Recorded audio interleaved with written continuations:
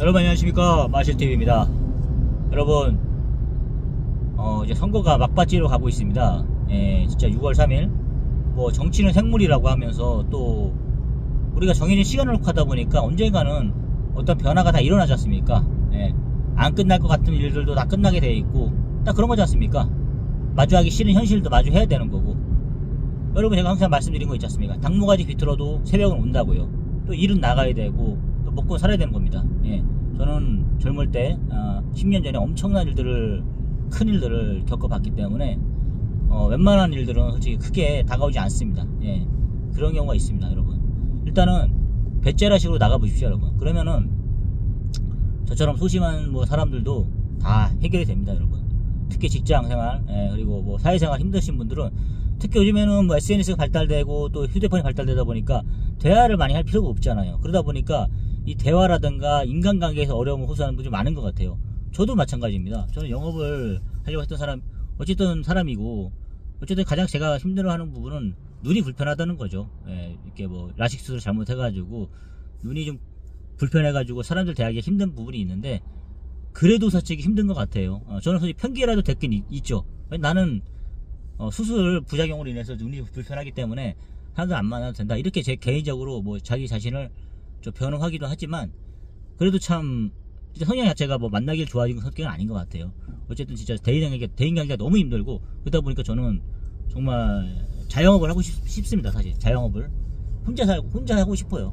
혼자 살고 싶기도 하고 혼자 일하고 싶기도 하고 그렇습니다. 사실 근데 그렇게 못하는 현실이 좀 안타까운 거죠.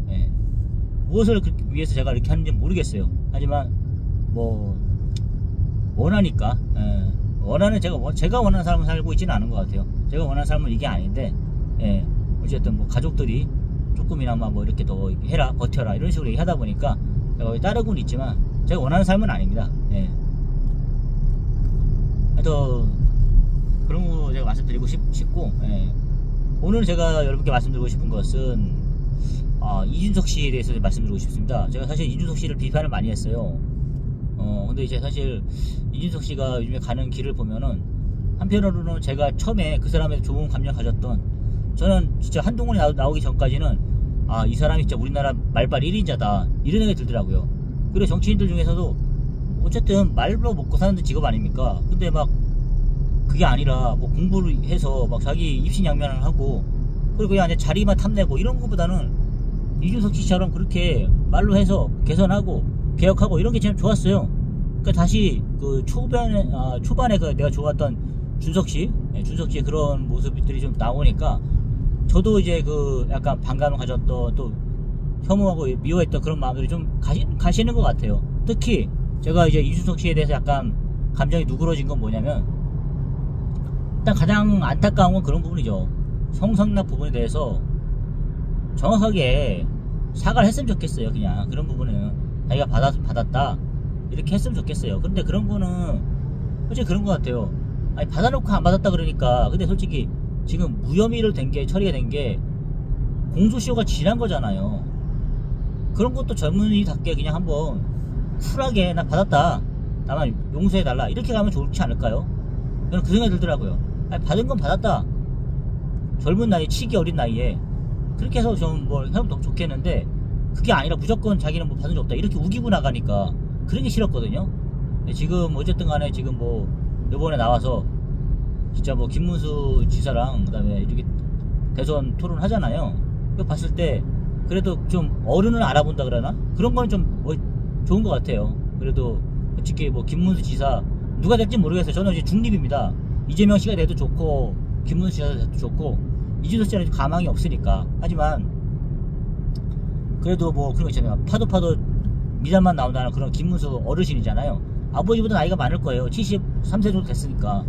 그런 분한테 이제 뭐 어쨌든 뭐 그때 그렇게 자기가 이기기 위해서 그 사람을 어떻게 깔 수는 없으니까 하는데, 그렇다고 없는 걸 만들어낼 수도 없는 거고, 있는 사실로 갖다 이렇게 계속 쟁송을 하고 다퉈야 되는데, 그래도 이제 자기가 그러잖아요. 이렇게 어쨌든 존경할 수 있는 부분이잖아요. 그 사람이 대통령 자질이 있는지 모르겠지만 그래도 지금까지 살아온 길을 봤을 때 정말 돈을 멀리 했고, 그 다음에 뭐 여러가지 구설수에 오를 수 있는 것도 있지 않습니까?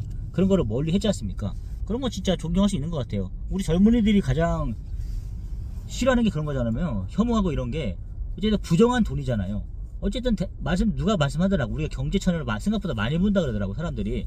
근데 그 이유가 자기 생활과 밀접한 관련이 있는 거잖아요. 젊은이들은 또 더구나 재산을 형성해야 되는 부분이고, 그러다 보니까 정치판 이런 고리타분한 얘기보다는 경제에서 얻을 수 있는 그래서 경제 채널을 많이 보거나 경제 신문을 많이 보잖아요. 그런 차원에서 봤을 때,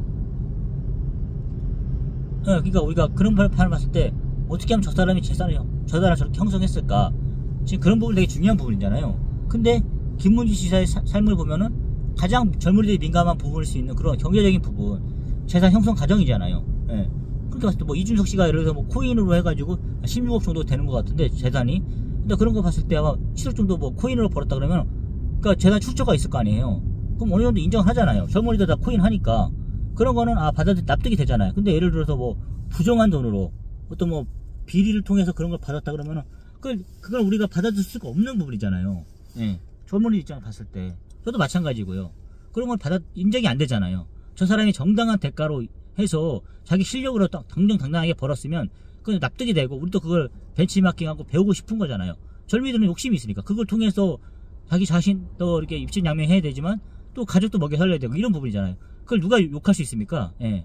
그러니까 그런 걸 보는 거죠. 근데 이제 김문수 지사는 충분히 아이가 그런 뭐 국회의원 3번에 도지사 진짜 완전히 대단한 업적이잖아요. 그런 걸 통해서 이미 실력을 인정받았고, 그냥 그걸 해서 통해서 그냥 월급만 받아도 엄청나게 지금 돈을 모을 수 있었던 거 아닙니까? 당연히 그냥 서울에 아파트 하나는 기본적으로 있어야죠. 만약 그 사람 정도의 그런 거 경력이란가 이런 거 봤을 때는 50억 이상 갖고 있어야 되는 부분이죠. 정확하게. 그렇지 않습니까? 그보다 못한 경력을 갖고 있는 사람들, 실력도 없는 사람들도 지금 기본적으로 50억 갖고 있잖아요. 지금 그런 국회의원들 보면은. 근데 그 사람은 그걸 포기하고, 말씀드렸잖아요. 임대아파트, 예? 그리고 뭐 서울에서도 가장 그런 거 있지 않습니까? 예. 그 아파트 거기에 살고 있지 않습니까? 지금 그게 바로 그런 청백리 정치인 아닙니까?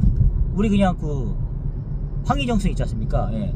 세종시대에 나왔던 그런 정승의 그런 모습이 아닐까요? 저는 그런 모습을 봤습니다. 이게 도덕치게 나온 사람 아닌가? 예. 그러니까 솔직히 이준석 씨도 우리 젊은 세대를 반영한다 생각하니까 또 욕을 할 수가 없잖아요. 그런 부분에 대해서. 저는 그런 생각이 들더라고요. 아니 돈이 다는 아니지만 우리 젊은이들이 가장 민감해할 수 있는 부분이지 않습니까? 우리가 이렇게 죽어라고 회사에 욕을 먹으면 댕기는 이유가 뭡니까? 더럽고 안 입고도 돈 안 입까 돈? 다 따지고 보면 국회의원들도 돈 때문에 하는 거 아니에요? 결과적으로 생기는 정치인들은 안철수 빼고 다 돈 때문에 하는 거 아닙니까? 월 1000만원씩 받으니까 그런 거잖아요 사실. 그러니까 자기 성인군자처럼 얘기하지 마시고 나 돈 좋아한다, 나 그래서 이거 한다, 이렇게 다 말을 하십시오. 다 고백하십시오. 사실 그런 거잖아요. 돈 때문에 하는 거 아닙니까 여러분? 개고생하는 게. 저는 그 생각합니다 사실. 예. 그런 면에서 그러니까 어른을 좀 알아본다. 그리고 그런 면에서 봐서 이준석 씨가 많이 달라진 것 같아요. 자기가 이기기 위해서 뭔가 수단을 다 가리신 뭐 그렇게 아는 사람이라 하더라도 그래도 김문수 씨에 대해서 비판할 게 없잖아요 사실. 그런 면에 봤을 때는 정말 깨끗한 사람이잖아요. 돈에 있어서는 충분히 벌 수 있었고 충분히 할 수 있었는데, 그 자녀도 되게 참 대단한 사람 같아요. 김동주란 여자죠. 저기 딸내미죠. 정말 애틋한 느낌도 들더라고요. 정말로 잘 살 수 있었는데 사회복지 산다 그러잖아요. 사회복지사 솔직히 여러분 아시잖아요. 돈 많이 버는 직업이 아니잖아요 사실.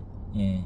저도 사회복지사 2급 자격증이 있는데 정말 그 돈 많이 버는 직장이 아닙니다. 많이 올릴 수도 없는 부분이고, 그렇게 그런 삶을 살고 있잖아요. 이게 바로 우리가 원하던 그런 꼿꼿 선비의 모습이 아닐까요? 예. 돈을 천금같이 멀리했던 그런 사람들. 저는 그 전만 다 봤을 때도 존경이 됩니다.